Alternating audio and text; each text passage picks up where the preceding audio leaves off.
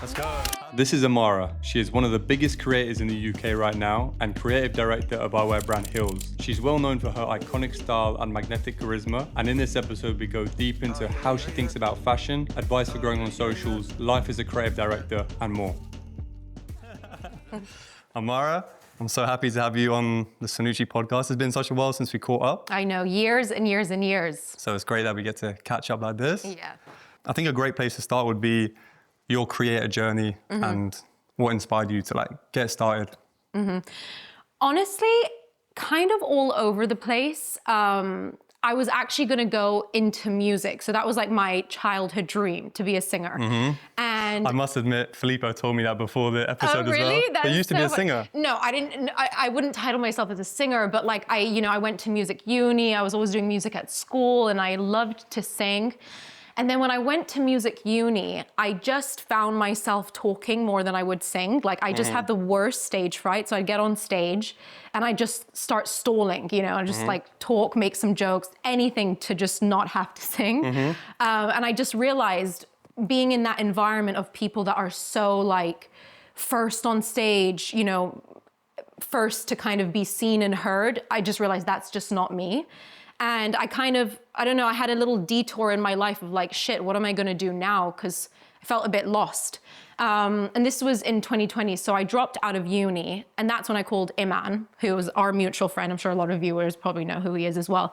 That's when I called him. I was like, listen, mate, I need a job because I don't know what I'm doing with my life right now. I just felt absolutely lost. And is this the singing school also in London? In London, okay. Exactly. So, I just felt a bit lost, and he took me on board, and I was actually assistant to his head of operations at first. So I was doing a lot of admin. Again, felt a little what am I doing? But it was great to have a job, and it was great to have some kind of purpose at that time in my life. And then progressing after that, I became Iman's assistant. And I think being in that environment where he was filming so much, creating content so much, and also huge blessing working for someone who gave me the space to kind of nurture my passions. Yeah. That's a very alongside working for him. Special. That's a very rare thing. So I've got to always I'll always be so grateful for him because I remember a very fundamental conversation I had with him. I was just honest. I was I wasn't happy being his assistant. And I found it really hard doing these admin things when I'm such a creative person. And I remember him telling me, even the most successful people have to do things they hate. It's no matter what, there's always a catch. And as long as what you do allows you to invest in what you love, then you're winning in life. And I realized, okay, I've got this great job that I don't like that much, but I can work from anywhere. I get to do all these trips with him. He also gives me the space to grow, create content, and do these other opportunities. What a blessing, you know? Yeah. And then obviously, being in that environment kind of gave me the courage to start taking content a bit more seriously. And I was learning little things from behind the scenes and just having a really good support system as well. I remember when I first started vlogging, I asked my best friend, I was like, are you going to be embarrassed? If I start vlogging? She's like, no, you're made for it. Do it. It's going to be so great. And then. So was your when you first started taking it seriously, was it YouTube? Vlogging, YouTube, okay, before you did a lot of Instagram and TikTok. Exactly. Okay. YouTube was my first thing. And I remember learning how to use Final Cut and filming these takes all over, again and again and again. I didn't like my hair. I didn't like that. Yeah. That whole process just taught me so much about if you're going to do something, just do it. And you can't be too finicky. You can't, think too much. Right. And so, that's kind of when I got started. And then fast forward a couple of years, I left Iman and I had this golden opportunity. I thought it was a golden opportunity. It actually was a terrible, terrible opportunity. And I was supposed to start a podcast, have a studio. This whole thing was going to be sponsored. And then it just fell through. Was it a brand who approached you for the opportunity? Yeah, well, it was a person, but it was a bad judgment call on my part. Right. And I think that's a big part of learning and growing up. You can be so naive. And I think you see things with rose-tinted glasses and you think everyone's on your team. But a lot of the times, it's just each for their own. Right. You know what I mean? We're all out for ourselves, really. And I had to learn that. But I'm so grateful for that time because, I didn't have a job. I had steady salary, had that gone, had to sell some things, pay my rent, like kind of rejig my life to understand, okay, what am I going to do now? So there were these 3 fundamental months where I had no job and I was like, shit, now's the time for TikTok. Let me reach out to that person. I'd make TikToks for that company, TikToks for that company, make a K here, a K there, just to get by. And then also grow and start my own podcast. And it just forced me to kind of like realize I can do it by myself. Right. Don't need anyone. You know what I mean? Is this like 3 years ago? This was 2 summers ago. So yeah, just under 3 years ago, this was kind of when I had this moment of like, okay, Amara, now's the time, because I actually have nothing to lose. Right. I only have things to gain, you know? And I think when you're trying to start out, you've just got to say yes to everything. Just do it all. Sure. And then you can test it all, do it all. And then you can start to narrow down on what leverages you, what resonates, what kind of brand you're building, and then go from there. So long story short, I wasn't set out to start doing TikTok and content, but kind of just moved that way. But I think it's like, if you just have intent, you're always going to be good. You know, if you do everything intentionally, even if you don't know where you're going, you're going to be fine. Yeah. So yeah, sorry. And no, all good. That was a rant. Had to get it out. And if you're going to start this year in 2026, like, because I feel like it's getting more competitive. Oh yeah, it's so saturated now. Yeah, like how would you, any particular platforms or ways you'd grow? I mean, shout out to TikTok. I love TikTok. I'm obsessed with TikTok. I think it's amazing. It's the fastest growing algorithm. And I think TikTok gives a space for the outcasts, which a lot of platforms don't do. You know, you can be a little bit weird, but you're going to thrive on TikTok because TikTok loves weird people. You know what I mean? And I feel like everyone's got an attitude where they don't really mind what they post on TikTok. No, it's a bit more. It's a bit more chill. That's what I love. Like I find Instagram a bit more professional and it's a bit more of a portfolio. But like TikTok, I can grab a phone and just be like, "Fuck, I'm starving right now." Post it, and people are gonna be like, "Me too." Like, what should we eat? You know what I mean? It's like it's such a community-driven platform. But I would just be consistent. Like if you're gonna do it, and just brace yourself because you've got to have a thick skin. Right. You know. It also, as soon as you post one thing, it allows people to have an opinion on your life or who you are. So whether it be good or bad, just be aware of that, you know, because I think a lot of people see these like influencers, they think, oh, everything's amazing. They're getting paid for this, paid for that. But it also comes with a lot of baggage, you know? Yeah, and I was going to ask, what's it like getting recognized in public? Like, have you had any weird situations? Well, firstly, I've got to say anytime like a girl comes up to me or even a guy, but mainly it's the girly pops that come up to me, I'm like so touched, you know, I don't think it's a thing that I'll ever take for granted or ever get used to, because it's just a confirmation of like, okay, people like my content and people are resonating, especially with the podcast stuff. I really just speak from my heart. It's not a moneymaker. It's just me to my community, you know?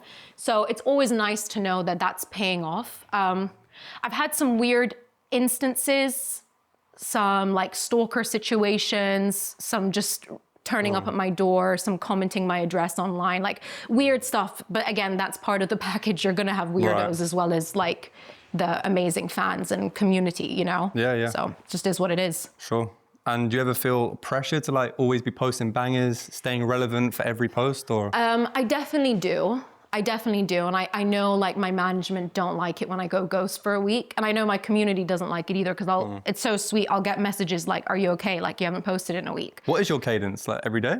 I try to do every day, but I honestly I'll do a couple of times per week. Sometimes I just can't keep up with every day. And also, you know, the harsh truth about it is when you're getting paid to do something, you almost lose the fire inside to do it, you know?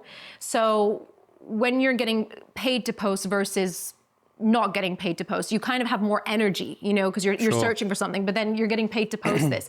And I also think my community aren't stupid. It's so ironic, but like the stuff that's been briefed and paid does 10 times worse than the stuff that's just organic, you know? Do many brands approach you and say, here's the product, you just do what you want?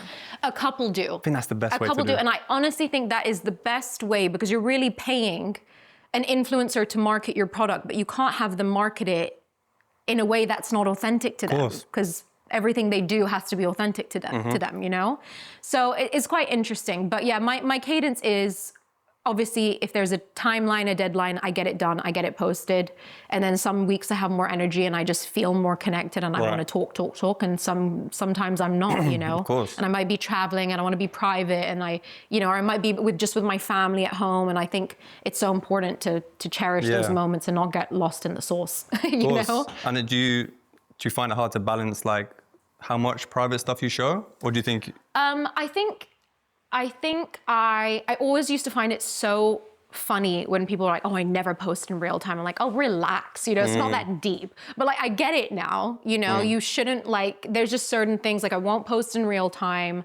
I won't be showing my family or my address or like views from my bedroom or things like that. I've always said like relationship, finances, family, just keep it to yourself, you know, because I think it's important to have boundaries as a content creator. I think some people live so loudly on social media and I love that for them. Like, I think that's amazing.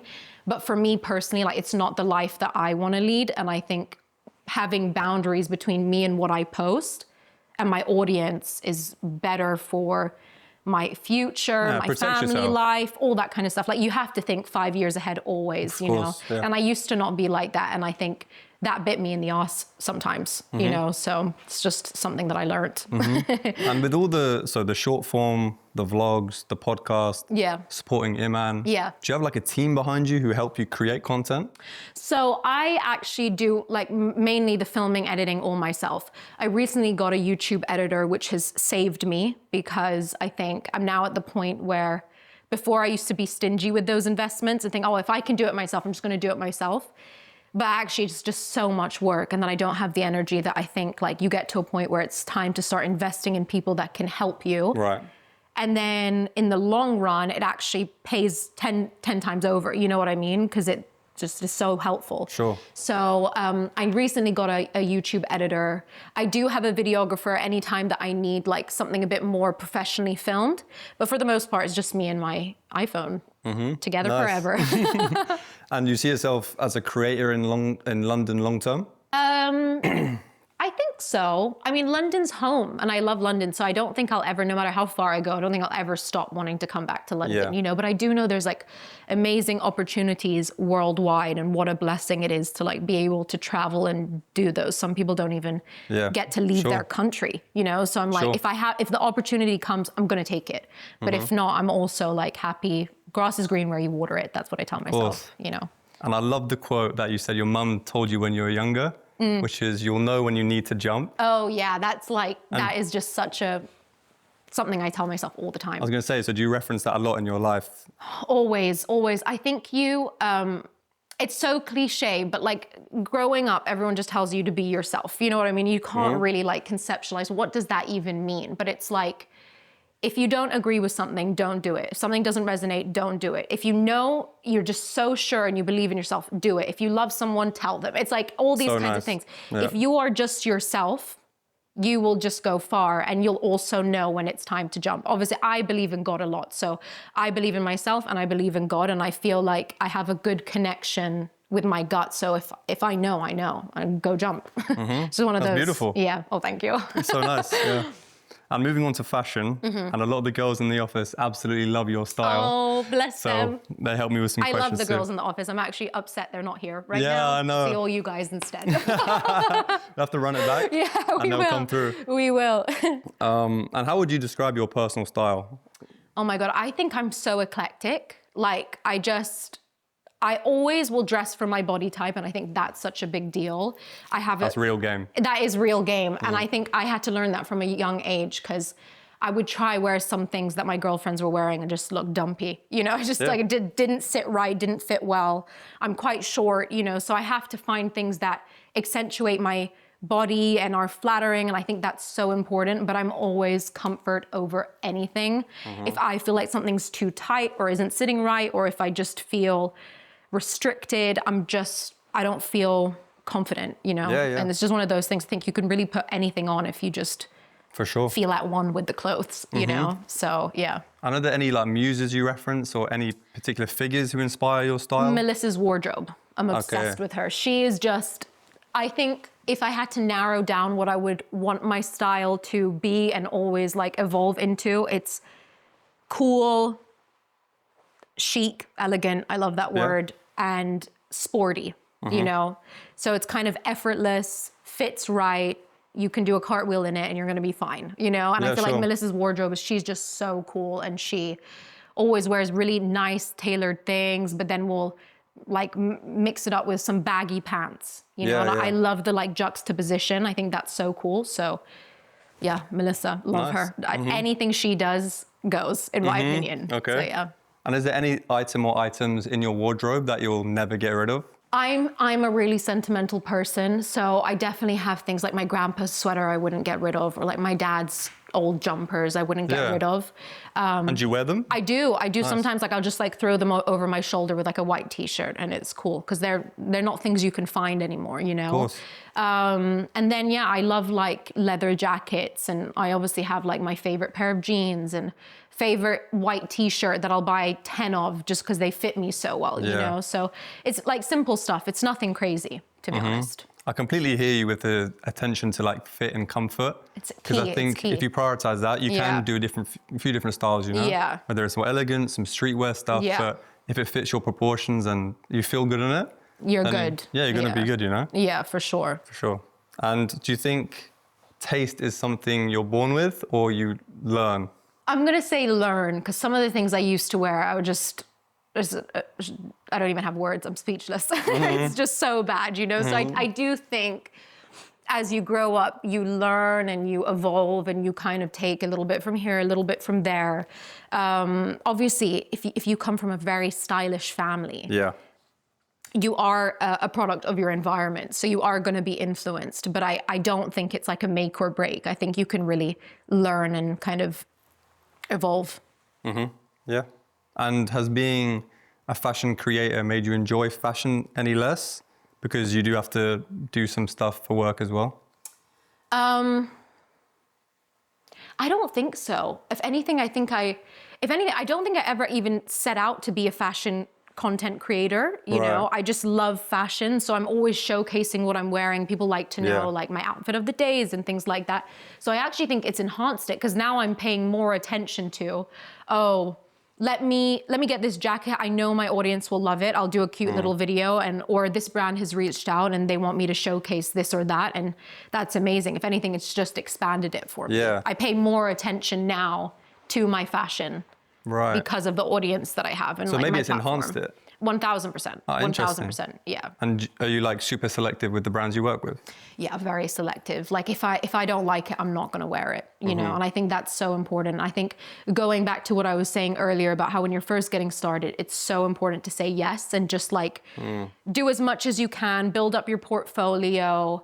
Then you start to learn what you like, what you don't like. Also though, you can make things work. Like I can have a dress that, you know, it's not necessarily my favorite, but if I shoot it in the right way, it looks nice. You know what I mean? Sure. So I don't know, you can kind of mix and match, but generally I won't do it if I don't like it. You know, if I kind of can make it work and I like the brand and I think the brand is a vibe, even if the piece I have doesn't fit me quite right and I can make it work, I'll still go for it. Yeah. You know? Makes sense. Yeah.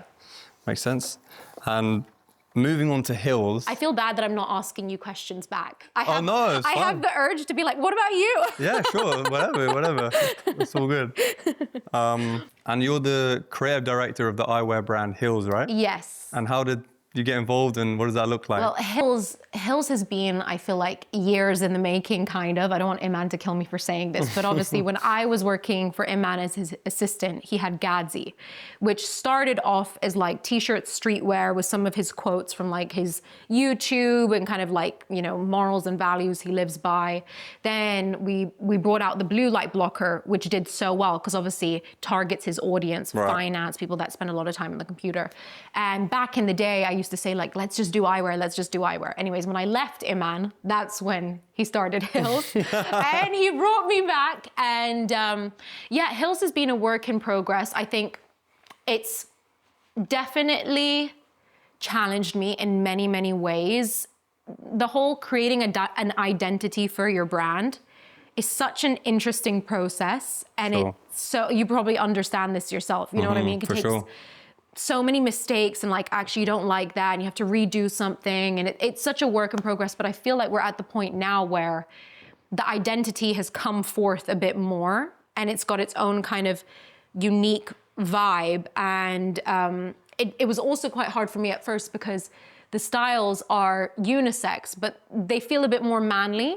So I found it really hard trying to market to men because I'm so used to marketing to women. And I feel like women, selling to a man versus selling to a woman is so different. 100%. Men are so much more aspirational, you know, like they'll see someone and be like, I want to be like that. I'm going to do what it takes to be like that. Women, you see a girl with some nice hair, she's using this product. True. I'm going to get that product because I want hair like that. You know, it's such a different 100%. kind of vibe. And I think I really had to like kind of tap into the male archetype more to understand what is more manly, you know, which is just like not me. And obviously as of recent, we started bringing out the women's styles and the women audience has also shut up. So I'm like, this is amazing. Now I can kind of do my thing a bit more. But you know, it's great. It's like, it's a cool brand and we want to scale it even more and just keep doing what we're doing and evolving and growing. And it's amazing to see people wearing heels. I know Iman's super proud of it. I'm also super proud. I'm also grateful, you know, to be working with such a great team. And I think there's credibility in that, you know, and I think it's nice. Everyone wants to be their own boss, but I also think it's so valuable. Be a part of an amazing team. To be part of an amazing team, to have to answer to people, have a boss, you know, have like scheduled things, deadlines. It keeps you kind of rooted as a person. Right. And also it's consistent, you know, you need that consistency. I think it's so important. So very grateful for Hills. And you make a great point about selling to men and women. Yeah, it's so different. Exactly why we did the Cernucci Her and Cernucci, because I felt like the more unisex content we did, it wasn't just, didn't hit the same, you know, as the more tailored content. You've got to target both, I think, or just stick to one and that's that, you know. I think particularly for UK brands, because there's a lot of great European ones that do well and it's a full unisex page, but maybe European guys are maybe a little more feminine and they're kind of more into the same type of content and vibe as the girls over there. How have you found the going into the female stuff more? Because now there's like plenty of Cernucci Her clothes and all that kind of stuff. I think actually in a weird way it's been a bit easier because I've approached it without any biases or always thinking about exactly what I would wear. And I can kind of monitor the trends and the styles a bit more like, okay, this will definitely work. Or, you know, I know this type of customer would want this. Whereas maybe with the men's stuff, I can have a little bit pointed sometimes in the wrong direction where it's more for me rather than like thinking about the bigger market. I get that. And we're definitely at the size now where it can't all just, for the men's stuff, it can't all just be what I want, you know? Like we've got to think about different age groups, different demographics within the male audience. And that requires like a different type of thinking where you're kind of designing for a muse or a particular customer. So yeah, it's been challenging too. So I hear it, you know? Where do you draw inspo when you're creating for Hills? And actually, before that, what does your day-to-day look like at Hills? Oh, honestly, the day-to-day is so different because, again, it's remote working and I have that relationship with the team where I'm like, okay, Monday, Tuesday, Wednesday, I'm actually off, I'm on a shoot or I've got to focus on X, Y, Z. And that's a great part about having a small team kind of all understanding one another. So they'll give me, again, the freedom to kind of do my thing. And then I'll say, okay, whatever needs to be done, I'll get it all done on a Thursday and go from there. So it's not the usual like everyday meetings. We have a couple of scheduled meetings per week.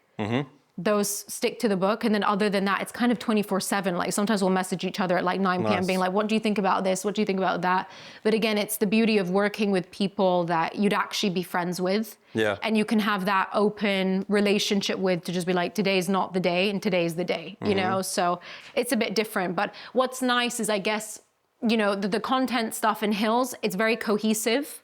If I leverage this, I can also leverage this. So me doing my content stuff helps that, and doing that also helps my content stuff, you know? So kind of works in tandem quite nicely, which I'm grateful for. And how do you get out of creative block, or as you referenced, head jail? Oh God, yeah, head jail's the worst. Head jail is actually the worst. I don't know what it is like. I wish I had a formula to just, head jail is definitely when you're in your head and you're just doubting yourself the whole time. So that's just got to be scrapped. You know what I mean? That's like, I would say like the little devil on your shoulder, you know, like just the bad thoughts that creep in. You literally, I have like a visual in my head, or I would just like kick him or just tell him to fuck off. You know, it's like devil, get off my shoulder and like clear your head a bit. the creative stuff is hard. Like if you have a creative block, it's a real thing, you know, because we're seeing so much of everything the whole time. It's actually so hard to come up with an original idea, you know, and it's all really copying, but doing it better, you know, taking inspo for that, but doing it better. That's kind of what it is, you know? So I don't know, the creative blocks, it's just, if I see something cool, sometimes I'll take inspiration from it and I'll kind of want to rejig that. And then sometimes I just stick to what I know best and I don't even try to do the most, you know what I mean? Sometimes if something works, if it ain't broke, don't fix it. Of course, you know what I mean? So kind of one of those, but yeah, a little creative block, it happens. It's hard, but you'll obviously like wake up with a kind of new, fresh mind at some point. Sure. Normally within a week. Yeah, it's like my timeline. And you ever find it hard to balance staying true to the content you want to make versus hopping on a trend? Like whether it's a content format or something? I definitely struggle, especially if I'm working for a brand and there's a brief that I'm like just so not in my nature. I struggle with it a lot actually, and it makes me feel, I don't know, it makes me feel a bit lousy. I don't know how to explain it. It's just not a nice feeling, you know, and I think I've become way more vocal saying, no, I don't want to do that. And like, if they don't want to work with me, that's fine. But I rather put content out there that's like actually my vibe than not the other way around. But yeah, it's hard. And also trends are here all the time. Like everything's a trend, fashion trend, video trends, music trends, everything's a trend. And I love a trend, don't get me wrong. So if it's a trend I like, I'm hopping on the bandwagon for sure. If it's a trend I don't like, I normally just try to stay away. And is that the same for Hills, like with your socials and content? Well, Hills is, we are actually so strict with Hills and its identity. Like we just know if it doesn't align, we're not posting it. And there's been instances where I've actually posted something and Iman's like, take it down right now. And I'm like, oopsie, you know, because I thought it aligned, but it doesn't actually align. So I think when you have like the identity, what fonts you use, what colors you use, what makes the brand cohesive, it's a lot easier to actually be a lot stricter with what you do and don't do. Sure. It's just like, it's either a yes or no, like it matches or it doesn't match, you know? So it's kind of easier to not get lost in the trends when you're so strict on your brand's identity, you know? Yeah, of course. And is it hard to work with a friend that you've known for over 10 years? Oh yeah, over 10 years. It was a lot harder when I was his assistant because sometimes, you know, I'd say something that I shouldn't call, I'd call him something I shouldn't really call my boss. You know what I mean? Friendship. Bit too friendship. And sometimes, you know, we had to kind of be like, whoa, like let's step back in line. You know, because like no one really calls their boss a knob and gets away with it. You know what I mean? But it's like in a jokey way, you know? Yeah. So there was like, definitely when we first started working for each other, I had to kind of put myself in check of like, I have to remember, like, this is my oldest, like one of my oldest best friends, but he's also my boss. So there has to be that respect. And it's quite interesting because I think that we've always respected one another, but working for him made me respect him even more, that I think that respect actually carries into our relationship as friends as well. Yeah. Like I know my line with him as a friend or as his employee, you know? And now with Hills, I don't speak to Iman much actually on the day-to-day anyways. I'm normally talking with other people in the team. So we don't have to have that 24/7 communication, which I think works out for the best, you know? Nice. So yeah, but it's hard, it's tricky at times. I can imagine, for sure. And would you ever start your own brand one day?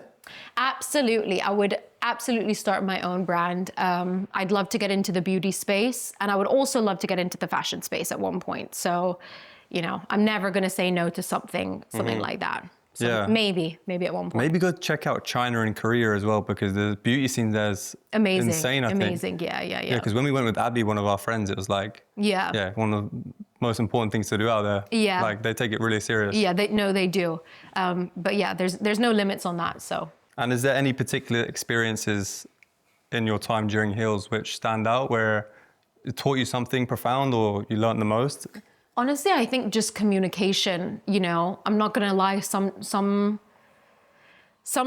my mood, I'm such a hormonal, emotional, sensitive person. You know, sometimes I wake up and I'm just not in the mood, and I can take someone's message towards me and take it so personal or be like, why is he or she trying to beef me today? Right. But they're not. You know, we're all just doing our own thing. And I think I've really had to put myself in check of like remembering, okay, this is a colleague, this is my boss, this is whatever.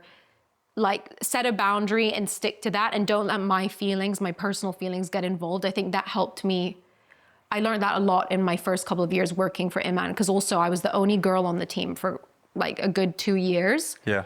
And all the male energy was like life sucking. It was just like, it was hard for me. Sorry, I should have brought my sister today. Yeah, I'm like, you guys, no, obviously not in the same way. But you know, it was hard going into that environment, and I really had to learn how to be confident. You know, I would get on Zoom calls, I wouldn't know what was going on. I'd be too scared to say something. It's like, just stand up for yourself. Yeah. You know what I mean? Back yourself. So it did so much good, but I definitely learned how to communicate and not let my feelings get the best of me. Like if I need to cry, let me just wait till this Zoom call is over and I'll go cry. You know what I mean? It's it's hard to explain, but like emotions are emotions. And sometimes you actually just wake up and you're just not having a good day, or everything feels overwhelming, or, you know, you're hormonal. It's like, Sure. I think guys don't understand it as well as women do, but it's like it's a real thing. It can really just like dictate your attitude for the day. So I feel like I'm a lot better at navigating when I'm having a bad day and learning how to talk to people in a normal way and not kind of let my attitude get the best of me. So it's definitely also helped things outside of heels and just your personal 1000%. life. Communicating with everyone, or even like if, I don't know, someone comes up to you and like you're actually in a rush, or you're feeling a bit impatient, or you're a bit stressed that day, still taking the time to like be nice and give that person grace despite the way you're feeling inside, you know? Or like if you have a commitment's a commitment. You can't just back out because you're not feeling good. Yeah. Or you've got pimples on your face. That was a big thing for me. I had such bad acne. And there's like so many clips of me out there with like terrible cystic acne all over my face. People will clip it, send it to me, be like, oh, you're obviously using all these filters. I'm like, you know what? I was like 18, 19, or even 2 weeks ago, I had bad acne. You know, it's like, I'm just a human being. So it's like learning to not do something because you're feeling a type of way about yourself. Just go do it regardless. Yeah. You know? So nice. Yeah, thanks. Got a little deep with that one. Yeah. And what are your future plans for Hills? We just want to keep evolving, growing. Obviously, we want to keep expanding. We really love it when we see people just out on the street wearing heels. It's like the coolest thing. Honestly, for me, that will never get old. We're seeing guys and girls wearing Cernucci is the best. I can imagine. It's like an honor. You know what I mean? So yeah, we just want to keep doing our thing. We definitely want to get into more retailers, maybe have our own store one day. Don't know, the sky's the limit. Fire. Is that the saying? Is the sky really the limit? Or yeah, that is. Yeah. That is. Yeah, the sky's the limit. And the team have put together some quick fire questions. Let's get it. So just answer whatever your instinct is. Okay. One brand you could wear forever. Ooh. Cernucci. I mean, I'll take that answer. No, I'm not joking though. I have so much Cernucci. I wear it all the time. No, so yeah. Appreciate it. An overrated trend right now. Overrated trend right now. That's a great one. Oh, I mean, I think they're out of style now, but like I'm a happy person because I never bought a Labubu. Okay. Yeah, those have got to stay away. I think they're out of style now, thank God. So I hear it. An underrated fashion item. A good fitting white t-shirt. I know that sounds So crazy, real. but like an actual good fitting white t-shirt. So good. You can wear it with anything. Heels or sneakers? Ooh, I'm wearing sneakers, but I've actually recently become more of a heels person. I think also because I'm a bit shorter, the extra height makes me feel so powerful. So I'm gonna say heels. Yeah. Okay. Minimal or statement? Minimal. I think less is more, always. So yeah, Nice. I'm gonna go for minimal. Your biggest fashion regret? Jeggings. Jeggings. Is that like, wait, am I tripping? Those Jeggings? nasty jean leggings. Oh, the leggings that yeah. were jeans. Yeah. Oh my God. You know how I said earlier how there was, and I kind of choked up because I was talking about the things that Is I used the to era? wear. Yeah, it's the jegging era. When was this? This was, when was jeggings a thing? Yeah, I think Was it it was like a year ago? No, I'm joking. Clever. No, I think it was like between 2013 to 2016, I feel like. That was the jeggings vibe. Amara jegging vibe. No. Maybe that will be my brand. Bring back the jeggings. Yeah, 2030. Yeah. Your go-to color palette?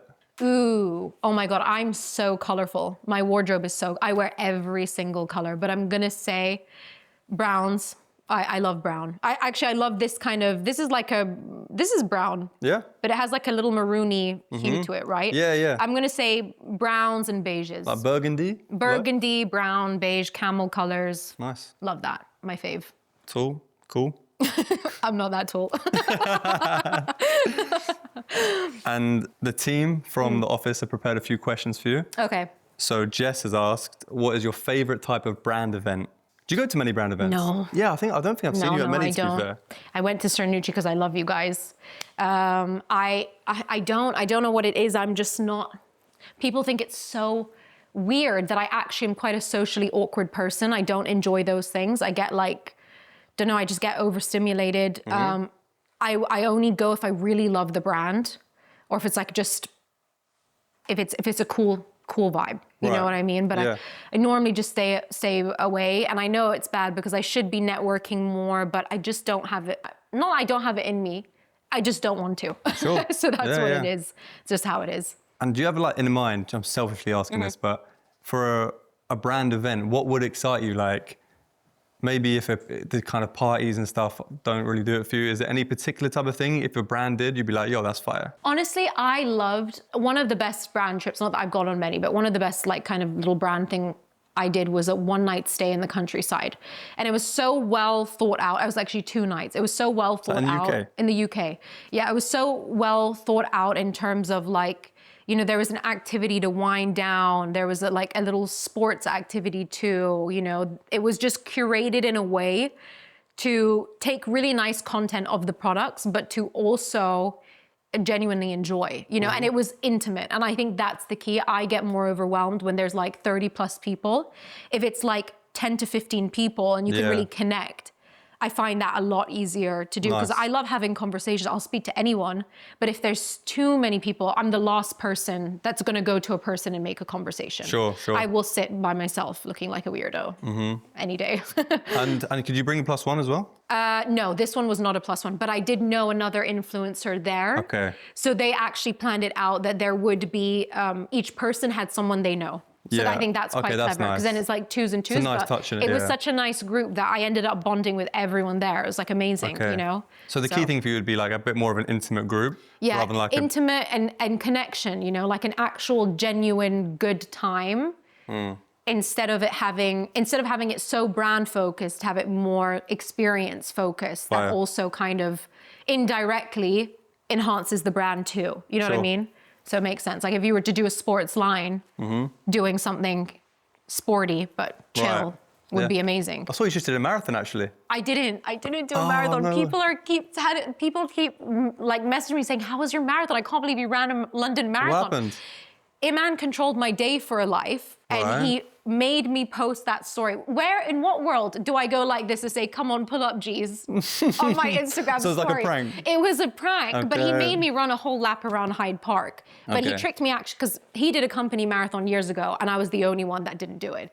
So it was like he tricked me into thinking I actually had to like run for hours. I did 1 lap actually fine, but he made me post that story, and everyone, even my trainer, I trained this morning, she was like, "You didn't tell me you were running a marathon. Like, don't you think you should have told me that?" I was like, "I didn't do it." That's funny. I had a headlamp on my head. It was like 10 a.m. in the morning. The whole thing was so bizarre. Damn, I fell for it, to be fair. Yeah, everyone did. I'm like, oh my God, in what world would I actually do this? Anyways, Iman. And Hannah, my little sister, asks. Oh, Hannah.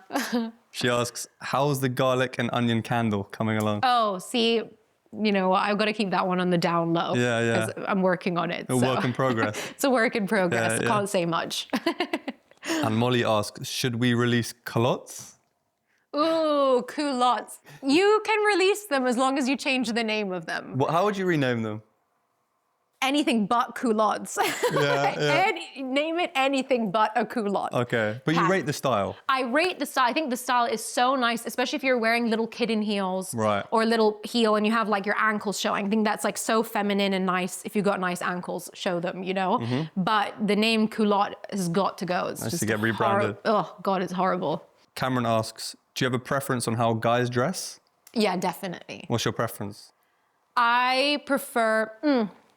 listen, I think it's great when any person has their own style and they like don't care. They just like rock it, you know? But my personal preference, I'll always, as I said, less is more. I'll always choose a more minimal look. I think that's smarter. Obviously, you know, like I love a good cap. I love some great sneakers, you know, nice accessories. I think that's a chill vibe, but I'll always go for the more chill, or I love a suit. I think a great suit is so nice for a man to wear. Nice. So yeah, minimal, less is more. And Francesca asks, is there something your audience doesn't know about you that would surprise them? Probably what I was saying earlier of like, I'm actually not I'm not as extroverted as people think I am in terms of the networking or going to brand events or just talking and being in a room full of people.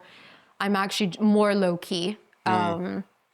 So yeah, I think that's always surprising when people are like, oh my God, like I had my best friend actually come to the Cernucci event and she knew I was a bit nervous, you know, and she was like, it's just like so weird because you'd never think this about you. But I'm like, it does feel overwhelming to me, you know? And have you always been like that? I've always been like that. That's why I struggled so much at music school, you know, because I actually don't like people looking at me.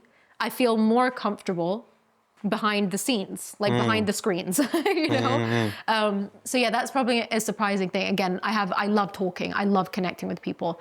I just find it harder in bigger, busier environments. It's not my choice of enjoyment, put it that way. And do you notice a lot of people in public, like looking at you and stuff, who recognize you but maybe don't talk to you? Definitely. Is that a weird feeling? Definitely, because if people don't know me for my content, they know me by association to Iman. Iman's super well known. So I always get the looks. I always get that's assistant, or that's the podcast girl. Is that more from a guy's perspective, and then the girls know you? The girls know me for my content, and I love it. As I said, like I love it when the girly pops come up to me. I think it's so girly sweet. pops is so funny. But I definitely notice more like weirder looks from the guys, and that's when I'll normally like look away, just like do one of those. You know? Yeah. It's not good for me. Okay. So yeah. Fair enough. And to close us off, so in the office, we have a big phrase that says loyal to the vision. It's plastered across the office. It just means we're all always aligned. Yeah. We know what we're all working towards. And it just keeps us all focused, you know, in unison. That.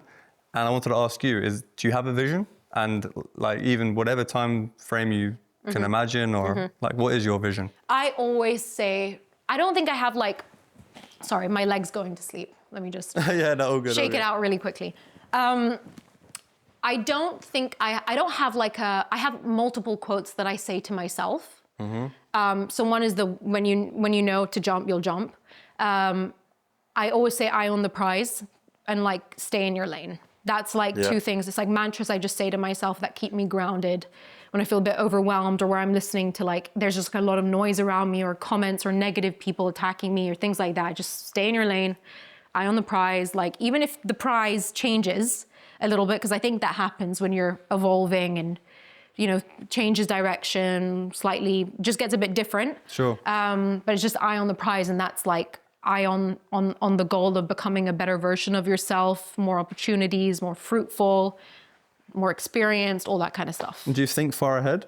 Yeah, definitely. I definitely think far ahead. I think it's so essential. I think now that I think I have more to lose, which is ironic, you know, it's like with great power comes great responsibility, or something like that. Obviously I don't have great power or anything, but I do have responsibility. So I do think about, you know, if I do this now, how is it going to affect me in a year's time? Or is it going to represent my team well? Is it going to represent my family well? Is it going to represent me well? You know, like if I just start crashing out online, going crazy, saying half the things I want to say but don't, you know, like it won't represent anyone well. So I try to, again, just like stay in my lane and just focus on what I want to put out there. So nice.